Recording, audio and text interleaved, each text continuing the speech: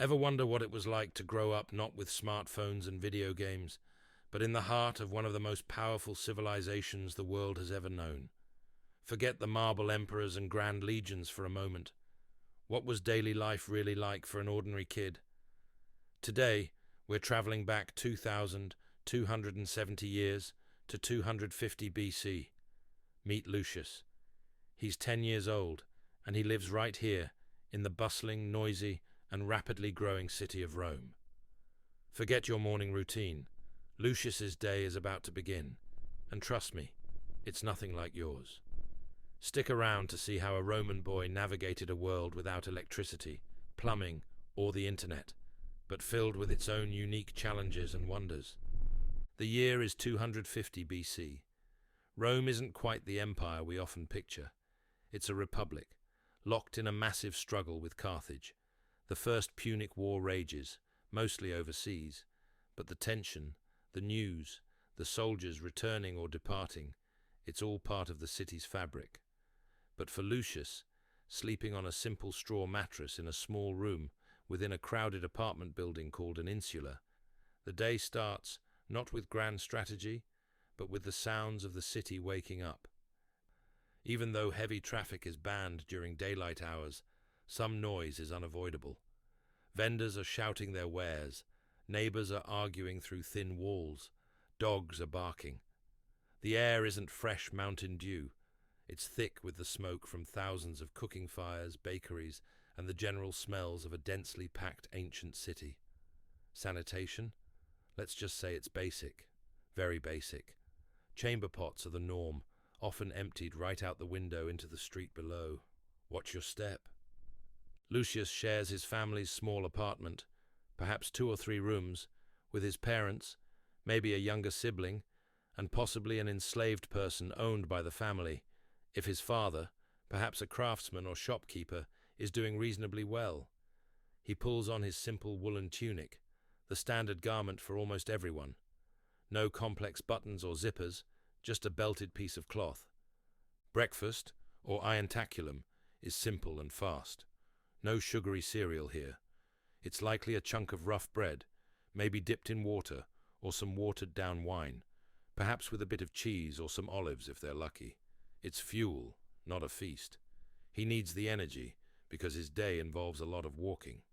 If Lucius's family has enough means, his morning destination is the Ludus, the primary school. This isn't a grand building, often just a rented room, maybe even an open-air space sectioned off near the forum. His teacher, the Magister Ludi, is likely strict, very strict. Discipline is harsh. The rod, or ferula, is used freely for mistakes or misbehavior. What's he learning? The basics, reading and writing Latin, and simple arithmetic. Forget notebooks and pencils. Lucius uses a wooden tablet coated with a layer of dark wax. He scratches letters and numbers onto it using a pointed metal or bone stylus. The other end of the stylus is flat, used to smooth the wax over and erase mistakes, the original delete button.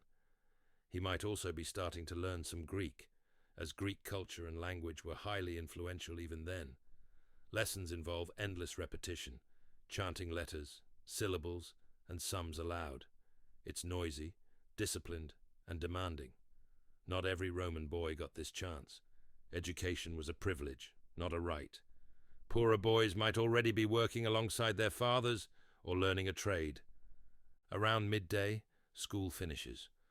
But Lucius's day is far from over. What does he do next?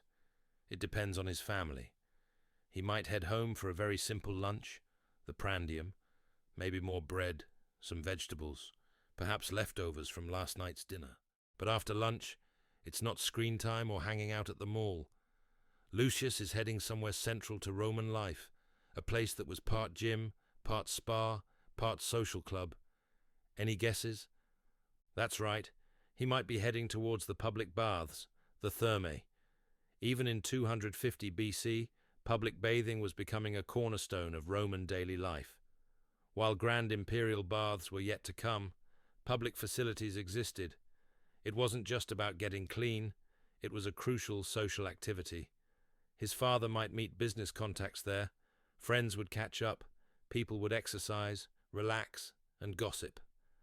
Lucius probably wouldn't spend hours lounging like the adults, but he'd go with his father or older male relatives. He'd strip down, maybe do some running or wrestling exercises in the palestra, the exercise yard, and then move through the bathing sequence, perhaps the tepidarium, warm room, then the caldarium, hot room, to sweat out the grime, followed by scraping the dirt and oil off his skin with a curved metal tool called a strigil, no soap, and finally a bracing plunge into the frigidarium, cold pool. It sounds intense, but for Romans it was routine and refreshing. Alternatively, Lucius might spend his afternoon running errands for his parents, perhaps fetching water from a public fountain. Remember, no running water in his insula. Maybe he needs to go to the market to buy food for the evening meal, navigating the crowded stalls selling everything from live chickens and fish to pottery and tools. He might also help his father if he has a workshop. Imagine him learning the basics of carpentry, metalworking, or pottery, observing, fetching tools, cleaning up. Apprenticeship started young. This practical education was just as vital as the ludus. Now, we talk about fast food today, but did the Romans have their own version? You bet they did, and Lucius might grab a quick bite from one on his way. As the afternoon wears on, Lucius might pass by Thermopolia, small shops opening directly onto the street, serving hot food and drinks from large earthenware jars set into the counter. Think ancient Roman takeaway. He might grab a small snack if he has a coin. And no tour of Lucius's Rome is complete without mentioning the Forum Romanum. This sprawling open space was the absolute heart of the city, the political, religious, and social center. Lucius would see senators in their togas debating, priests performing rituals at temples like the Temple of Vesta or Saturn, merchants haggling, lawyers arguing cases, maybe even soldiers marching through. It was chaotic, vibrant, and the pulse of Roman power. For a young boy like Lucius, it must have been an awe-inspiring, if slightly intimidating place. He might also find time for some simple fun with friends. No organized sports leagues, but boys played games like tali, knucklebones, similar to jacks, various ball games using inflated animal bladders, pila, hide and seek among the columns and alleys, or perhaps racing makeshift wooden chariots. Imagination was key. Maybe they'd sneak near the Circus Maximus, hoping to catch a glimpse of chariot practice. The races were immensely popular. Dinner time is approaching, but Roman family dinners weren't always the relaxed affairs we might picture. Who held all the power at the table? As dusk begins to settle, marked by the lighting of smoky oil lamps, Lucius heads home. It's time for the main meal of the day, the cena. Again, for a family like Lucius's, it's not a lavish banquet. It might consist of pulse, a basic porridge made from grain, like emmer wheat, perhaps supplemented with vegetables, beans, or lentils. Meat was a luxury, eaten less frequently. Fish might be more common if they lived closer to the Tiber river markets. The family would likely eat together, though customs varied. His father, the paterfamilias, held absolute authority over the household. Respect and obedience were paramount. During the meal, they might discuss the day's events, news from the city, or the war front, or family matters. Before eating, a small offering might be made to the household gods, the Lares and Penates, whose shrine, the Lararium, held a special place in the home, ensuring the family's protection and prosperity. There's no electric lighting, remember. The insular rooms are dim, lit only by flickering, smelly oil lamps. The noise from the street might quiet down slightly, but the sounds of neighbors through the walls continue. After dinner, there isn't much to do. Perhaps some storytelling, maybe his father inspects his wax tablet from school. But darkness meant bedtime for most Romans. The city wasn't safe after dark in many areas, and lamp oil was precious. Lucius would crawl back onto his straw mattress. His day was long, filled with walking, learning, chores, and the constant sensory overload of ancient Rome. It was a life far removed from ours, harder, dirtier, stricter in many ways. Yet, it was also a life lived within a vibrant community, steeped in tradition, and at the heart of a civilization that was actively shaping the future of the Western world. He might fall asleep, dreaming not of video games, but perhaps of chariot races, tales of heroes, or maybe just the hope of a slightly larger piece of bread tomorrow. So, that's a glimpse into the daily life of Lucius, a boy in Rome, 250 BC.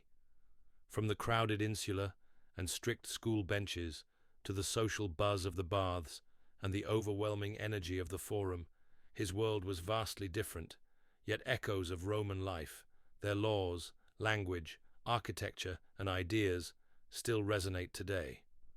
What part of Lucius's day surprised you the most? Let me know down in the comments.